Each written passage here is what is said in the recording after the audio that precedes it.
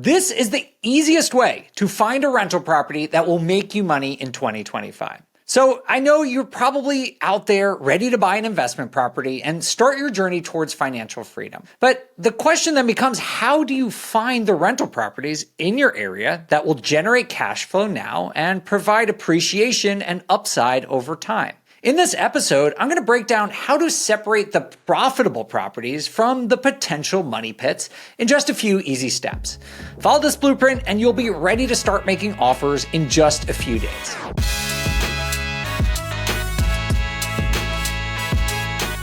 Hey everyone, I'm Dave Meyer. I've been buying rental properties for 15 years now, and I am the head of real estate investing at BiggerPockets. If you've spent any time browsing listings, looking on Redfin or Zillow, or trying to calculate expenses and rental income on a spreadsheet, you know the process of trying to find a rental property can be difficult and somewhat time-consuming. But the good thing is that it doesn't actually have to be, and today I'm going to share the exact steps that I personally use almost every day to narrow down the best properties for sale in the markets where I invest, to analyze those properties to accurately predict things like rental income, expenses, cash flow, and all the other key metrics. And I'll show you a new free tool from BiggerPockets just released to make this entire process way easier, even for new investors. Okay, so how to find a rental property right now? Let's jump right into step one. So first things first, let's just talk about the different ways that you actually can go about finding a deal. And when you hear me say deal, what I mean is a property, like an investment property. This can be a rental property, a short-term rental. This is just real estate investor lingo for an actual investment. And there are generally two big, broad buckets of where you can find deals. There are on-market deals and there are off-market deals. When you hear this term on-market, it basically just means that it is listed publicly on something called the MLS, the Multiple Listing Service. That's basically deals or properties that you see on Realtor.com or Redfin or Zillow, all that. Those are on-market properties sold in the more traditional way. There is this other bucket of properties called off-market deals that can come around in a bunch of different ways. These can be from foreclosures and auctions. They can be something called pocket listings, or they could be direct-to-seller marketing where investors send out emails or texts or actual physical letters to potential sellers to see if they'll sell them their property. So for the purpose of this episode, talking about where to find deals, I'm going to focus on market because to me, that's like the 80-20 of this. This is where you get the most bang for your buck, is learning how to find on-market deals in a really efficient way. Because there's a lot of listings and there's a lot of bad deals out there. So you need to be able to do this efficiently. And that's what we're going to get into in today's episode. Once you pick a market, I think the mindset that you really need to start to adapt as a real estate investor is one of volume. You need to look at a lot of potential properties before you actually find a deal. And I'm not talking about 5 properties. I'm not talking about 10 properties. It could take you 20 properties. It could take you 50 properties. I'll be honest, sometimes I've looked at and screened 100 properties before I've actually pulled the trigger and bought one. Even though I knew I wanted to buy in short order in this particular market, I still looked at that many properties. So just put this concept of a funnel into your mind that you're basically going to need to look at a lot of properties. Let's just call it 100 for now. Of those, maybe 20 of them are good enough from your initial screening and your initial analysis to do a deeper dive into. So maybe only 20% of all properties that you look at are even interesting enough to do a full analysis on. Then you're going to want to take those 20 properties and do a full analysis. You're going to underwrite them. You're going to get some good data about them and really dig into which one of these deals makes sense for you. And of those 20, maybe 5 of them still look pretty good to you. At that point, maybe you send your agent over if you're investing out of state, or you go to these properties in person if you are an in-state investor. And of those 5 that sort of made sense on paper, maybe 1, maybe 2, if you're lucky, of those are ones that you want to offer on and ultimately hopefully get accepted.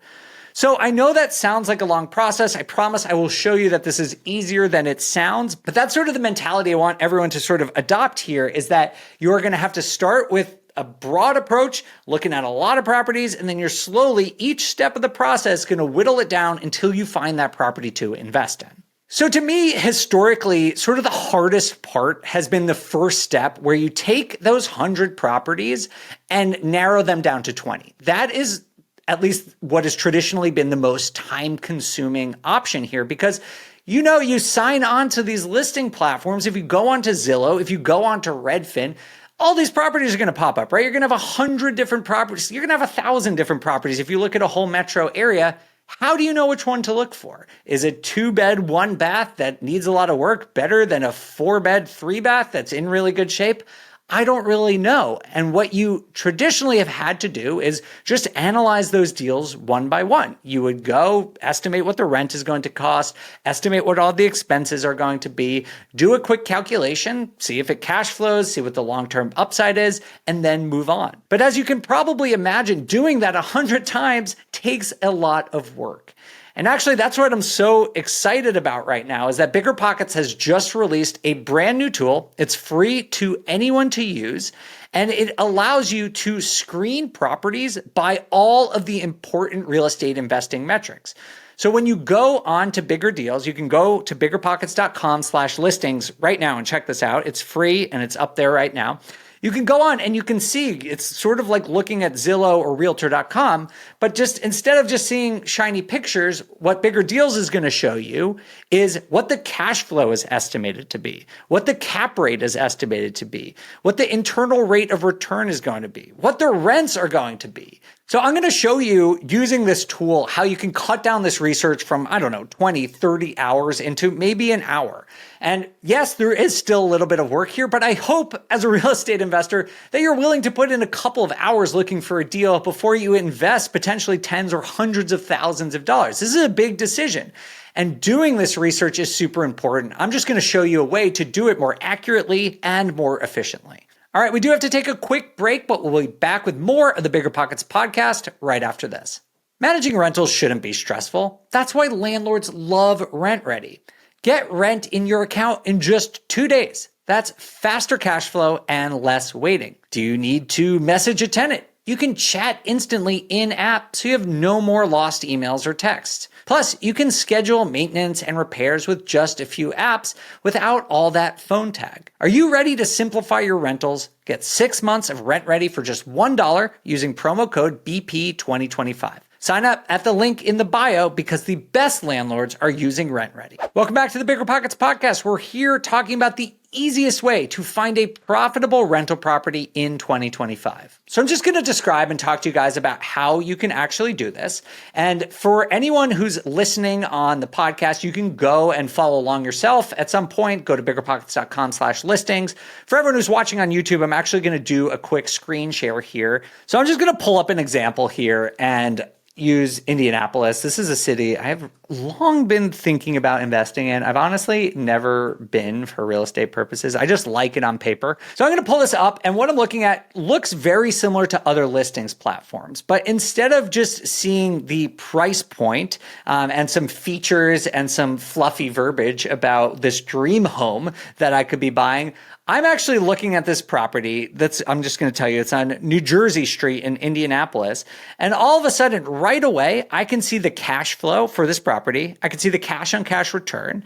I can see the rent to value ratio, the rent to price ratio. I can see the cap rate. So all of these are really important metrics that as an investor, I really care about. And previously, I would have had to go and research what the rents and expenses were going to be for each of these properties. But now, just using this tool for BiggerPockets for free, I can just go and screen these things right away. What I'm seeing is pretty encouraging. So I'm not seeing it's not all positive cash flow. And I think that's good because realistically, as I said, you're going to have to look at a lot of deals to determine what's good and what's not good. And so I'm seeing deals that are as bad as having negative $1,800 a month cash flow, but there's also really good things out there. I'm going to click on this one right here. So 444 Keystone Avenue. This is a 3-bed, 3-bath. This looks like a pretty nice property. We're going to look at all the photos here. It still has all the photos.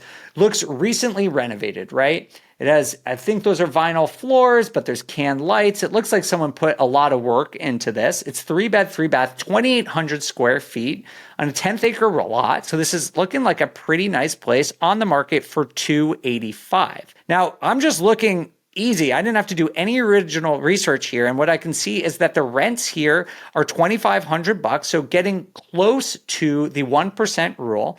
And after I factor in what the projected expenses and carrying costs and all that's going to be, we come out to $265 a month of cash flow for a 5% cash on cash return. That's amazing, right? This would have taken hours and hours and hours of all the properties listing on Zillow to find one that cash flows 5% would literally have taken me a dozen hours at least. I just found this in a matter of minutes just clicking around here. Now, of course, the way this tool works is making a lot of assumptions, right? Like what your expenses are going to be, what your down payment amount is going to be. And if you want to, you can actually customize this beyond what the assumptions are. So if I said, this assumption that I was looking at assumed 20% down, but since I am more of an out-of-state investor, I don't live in Indianapolis, I would probably have to put 25% down. And I'll just be conservative on this interest rate and say that it's 6.75. That's about what we're looking at today. We're in mid-April right now. They're changing constantly. But if I just go and update that actually increases my cash flow and my cash on cash return, probably just because I'm putting more money down. So that there's obviously a trade-off there. We'll have to bring more cash to the closing table, but that's reality for me as an out-of-state investor is I'm putting 25% down either way. And so seeing that it goes up to a 5.1% cash on cash return and I'd be making nearly $350 a month in cash flow, this is a deal I would legitimately consider buying. Now, I think it's important to remember here that I am not saying I'm going to go offer on this right now. Remember sort of the funnel approach that I talked about earlier. I said that you were going to probably have to look at 100 different prospects, find 20 of them that pass the initial sniff test, then we're going to dig in further. With the new BiggerDeals platform, you kind of get to skip that 100 deals process and you can just go ahead and try and find 20 deals that look like this one that pass the initial sniff test. And this one definitely does to me. Now, I told you at the beginning that I would share with you what I'm looking for in these types of deals. And I've shared this a lot this year on the podcast, but my general belief about real estate investing is that you should be looking in this day and age for at least break-even cash flow. And I really mean break even here. You got to be factoring in vacancy, turnover costs, repairs and maintenance on top of your mortgage payment, insurance, taxes, all that needs to be considered.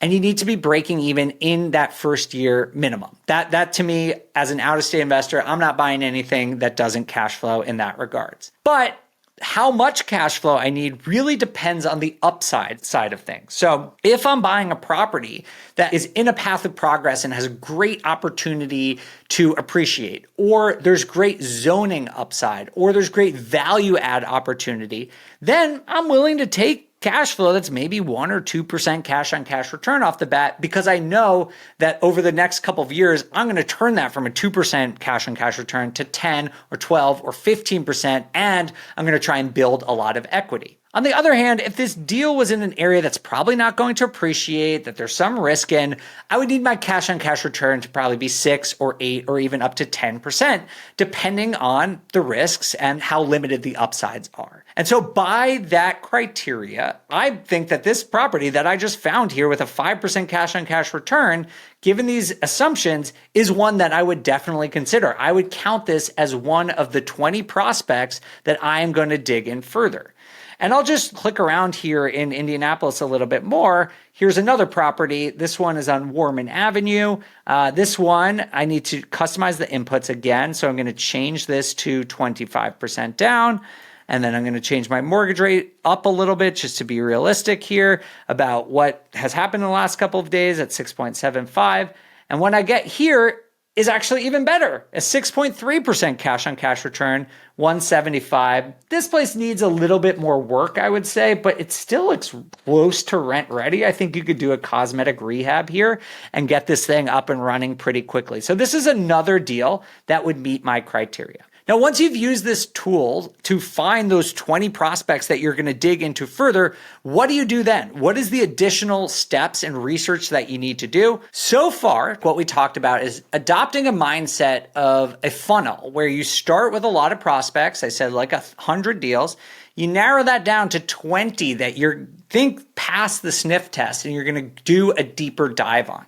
And as I shared, the new Bigger Deals tool is a great way from not having to do that 100 and just being able to find 20 good deals that meet your buy box, meet your criteria right off the bat so that you can move more quickly into the next stage, which was the underwriting or deal analysis phase. Now, the difference between the previous stage and this next one may not seem obvious, but let me just explain it a little bit here. So in the first stage, I was just trying to make sure that using some rules of thumbs and general ideas about what expenses and rent were going to be, that it's worth my time to dig deeper on.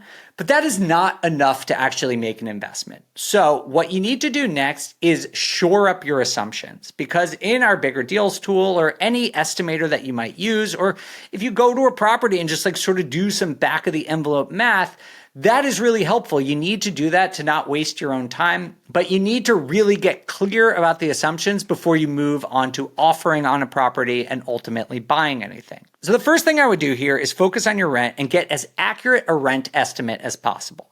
Now, we have tools on BiggerPockets that help you estimate that. You can use a rent estimator. We have that in the Bigger Deals.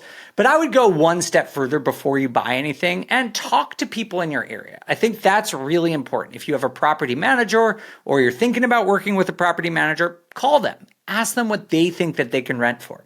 Go on a listing platform like apartments.com or Zillow and see what similar comps are renting for in your area. Or better yet, if you know people who are renters in that neighborhood, call them and ask them what they are paying for rent and if they think the property that you're considering buying is a reasonable comp. Because so much of your ultimate returns for real estate are going to be based on that initial rent and how high you can get it. And that's the first thing I would do in this next stage. And to be clear, I would start doing this for all 20 of my prospects, but I would just do this one at a time. So start with one property, really get good at figuring out what that rent is, and then move on to your assumptions about expenses. Now, some expenses are really easy to estimate, like taxes, for example. That's public knowledge. That's usually on a listing, and you can just find that pretty easily. Insurance is usually easy to guess, but at this stage, you may want to call an insurance agent and see what a property in your area, in this neighborhood, this size, this replacement cost is going to cost to insure, because those are going to be a lot of your big expenses. If you know what your interest rate on your mortgage is going to be, you know your taxes, and you know your insurance costs, that's going to be a lot of your expenses. But the next stage actually is sort of one of the hardest parts and really just takes some practice and experience.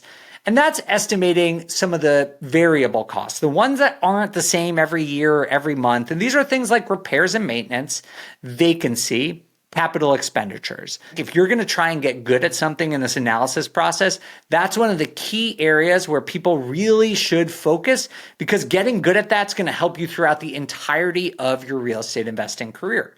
Because I'm sure you can imagine if you go on and find some deals that, that first deal that I was looking at just now was recently renovated. So my expenses are probably going to be a little bit lower. I'll probably pay more for that property because it's already been renovated, but my repairs and CapEx and maintenance costs are probably going to be lower. How much lower is hard to say. You need to sort of talk to other investors. Maybe if you're a homeowner or a renter, you can talk to your landlord, or you can make comps based on your own property.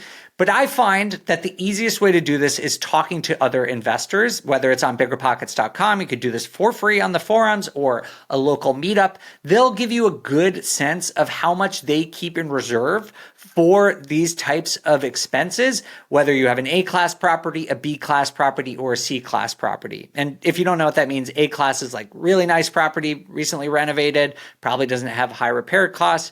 B class is kind of in the middle, and then C class is a property that's going to need some work and will probably have higher expenses. Once you've done all of these things, once you've sort of shored up your rent estimations, you know what your borrowing costs are going to be for your mortgage, you feel confident about your variable expenses, that's when you really do the underwriting. So you can go to biggerpockets.com/calculators and use our rental property calculator. Put the numbers in there, and that's where you'll get the really detailed output about what your investment will look like, not just in year one, but over the lifetime of your investment. So I'm actually just going to do this now. Let's use that deal that I was looking at. Just take the street address, put this in here, and then I'm going to go on to our purchase price. And for now, I'm going to assume that I'm paying full asking price, which is $285. Maybe you can get it for cheaper, but I don't know. During your screening process, looking for a deal, I usually assume I'm paying full purchase price.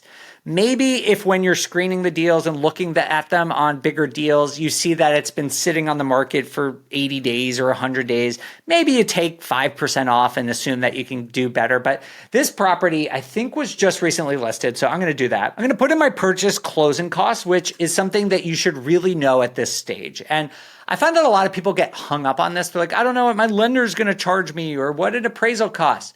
Call and find out. This is super easy to do. Call a lender, call a title company, figure out what these expenses are going to be. Remember, at this stage, what you're really trying to do is make sure all your assumptions in your calculations are as accurate as possible.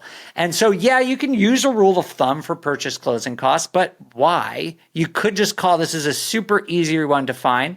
Right now, for the purposes of this, because I'm not really buying this deal, I'm doing this live, truly, I'm just going to assume $5,000. But if this were you, you should get a really accurate number here. Now, I'm not going to be rehabbing this property, so I'm just going to move on to my deal analysis, put 25% down at a 6.75 interest rate, and assume that I'm getting a 30-year fixed rate mortgage. And my income, let's just call it $2,550, because I actually looked into this quickly. And although our estimate of $2,500 I think is good, I think you could actually do better based on some of the other data that I'm seeing.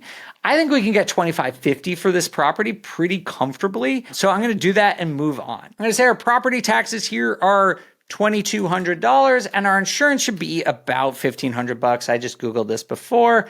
And then for repairs and maintenance, because this is a relatively new property, I'll put 5% in here. Vacancy, I'm also going to put 6% because I want to make sure in case those inevitable vacancies happen that I'm covered. And for capital expenditures, I'm going to put 5% in here as well. Because I'm an out-of-state investor, I'm going to put 8% here for management fees, but 0 for any of my utilities because I'm going to just have my tenant pay those because this is a single family property. Then I hit finish and what I come out with is slightly lower than what I saw on the bigger deals, but it's actually pretty close. So what it comes out, even after I've refined my assumptions, I'm looking at a deal that I would actually consider buying.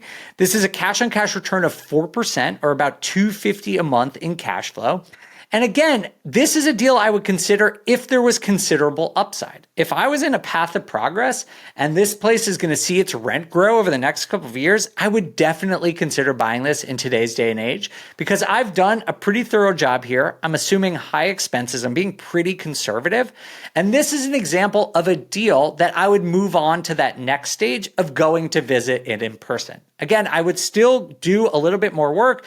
If I can't go in person, I'd have my agent go. But this is the type of deal on paper that, at least to me as an out-of-state investor, makes a lot of sense to do. Now, not everything that you put into the calculator is going to make this much sense. As I said at the beginning, and these are just rules of thumb, remember, if you're doing 20 of these calculator reports to really do the underwriting, maybe 5 of them are going to get to this next stage. 1 out of 4, 1 out of 5 are probably going to be good, and the rest are not going to make sense to you, and that's okay. That is part of it. I know it can be frustrating when you're first starting out in investing that you see a lot of deals that don't work. That's just part of the game. You have to get over that and just keep hunting for those deals. Some markets, it might be 1 out of 10 is good. Some might be 1 out of 20 is good. And still, that is okay because there are good deals. We're in this actually kind of interesting time in the housing market where, yeah, there are a lot of bad deals out there, but the good deals are almost getting better in my opinion. But you have to be patient and you have to develop this efficient framework for looking for deals. And that's what we're talking about here today. So the last step here is once you get to those 5 properties that make sense on the calculator, I recommend, if you can, going to visit them in person, or if you have a trusted team in place, to have them go visit it. Because there's just some things from pictures and from the numbers that just you can't tell. Like sometimes I think I've found this deal that's amazing and it's 3-bed, 2-bath, and you get in there and then you're like, actually, that second bedroom doesn't really make sense. No one's going to want to live in there. And you realize you're not going to be able to rent it out for as much as you want. I actually, on the other hand, I bought a property I lived in for several years. It was listed on the market as a 2-unit. One was a 4-bedroom and one was a 3-bedroom. And when I got there, I'm looking around and I'm like, this is an okay deal. I was thinking about it, and I opened a door and there was a staircase. And I walked up the staircase and there was a 1-bedroom apartment up there that wasn't listed on the property. There was a 3rd unit that I didn't know about. Now, that is an extreme example, but these things do happen when you actually go in person. Even if you don't see a whole extra unit, maybe there's an unfinished basement that you can turn into another unit. Maybe in the upside era, you're interested in looking for zoning upside and you see that there's a huge backyard and you're able to add an ADU in that neighborhood. These are the types of things you can do online, but really help to see in person. So if I'm getting that stage between underwriting and actually making an offer, I recommend getting eyes on it, whether it's yourself or someone that you trust. It could be your property manager, it could be your agent, ideally both. I've done that. I've done deals sight unseen, but I have a trusted agent and property manager who go and look at the deals for me and can, either do a FaceTime with me and look at those things. And then ideally, all 5 of those are worth offering on. Realistically, you're going to see some things that come up that make you not like it. Maybe it's on a busy street or the neighborhood's just giving you the wrong vibes and it's not right for your strategy. That's totally okay. If you start out with 20 deals from Bigger Deals, you do the analysis on 5 and you offer on 1 or 2, that's great. That's a win in my book. Maybe they get accepted. Hopefully they do. But if they don't, you just keep going and just keep going. And I know that this funnel approach may sound like it takes a lot of time. And at first, it will take you a little time. You're going to have to get used to looking at these expenses, and maybe it will take you 15 or 20 minutes per calculator report. And to run 20 of those is going to take you 5 hours. That's totally worth it. Taking you 5 hours to find a real estate investment, that is an entirely reasonable thing. You're talking about a proven asset class that can bring you to financial freedom. I hope you are willing to spend 5 hours looking for a deal, because this could change your entire life. And eventually, it's not going to take you 5 hours, I promise. Looking through 20 deals, sooner or later, it's going to take you 2 hours. And then this whole process is just going to get easier and more efficient over the lifetime of your investing career. So my main lesson to you today, and when we're talking about finding on-market deals, is this mindset, right? To adopt the mindset of the funnel. Start as broad as you can. Identify 20 different deals that make sense for your strategy on paper. Then dig into every single number as much as you can. Analyze them, put them in the BiggerPockets calculator, and try to find 3 to 5 deals that really make sense and that you feel really good about your assumptions on. Then go visit those places in person, and ideally you find 1 or 2 that you're going to make an offer on. And if you get those offer accepted, that's when you pull the trigger, right? Because you've done all this work. You don't have to second guess yourself and say, is this a great deal? Could I find something else? Because you've done the work. You've cast a broad net. You've looked at tons of different properties in your neighborhood, and you can say with confidence that you've found one of, if not the best deal on the market in your area. And if that doesn't give you confidence to go out and buy something, I don't know what will. So hopefully this makes sense to you. This is the process that I've literally been using for 15 years as a real estate investor. And I think it's something that absolutely anyone can learn. And luckily, this has gotten easier than ever with the new Bigger Deals tool. And again, if you want to check that out, go to biggerpockets.com/listings and you can try that for free. So if you've been waiting either for your first deal or to scale your portfolio to the next deal, go do this right now. Go check out as many properties as you can. And before you say there's no deals out there or cash flow is dead, go actually check this out. And if you do this, I am confident you'll start to get a sense of what a good deal is in your market. If you need to adjust your strategy a little bit, you can do that because now you'll have data and information to base that on, rather than just assuming that you can't find good deals. Because I just found a couple just looking in a city I've never been to. I'm actively looking at deals all across the Midwest, and I know tons of other real estate investors who are investing in the Southwest, on the West Coast, in expensive Northeast markets right now, because they've done this work to understand their assumptions, understand what works in their market, and do the work of analyzing lots of deals until they find the one that makes sense for them. All right, that's all I got for you guys today. Thank you so much for being here for this episode of the BiggerPockets podcast. We really appreciate you. We'll see you next time.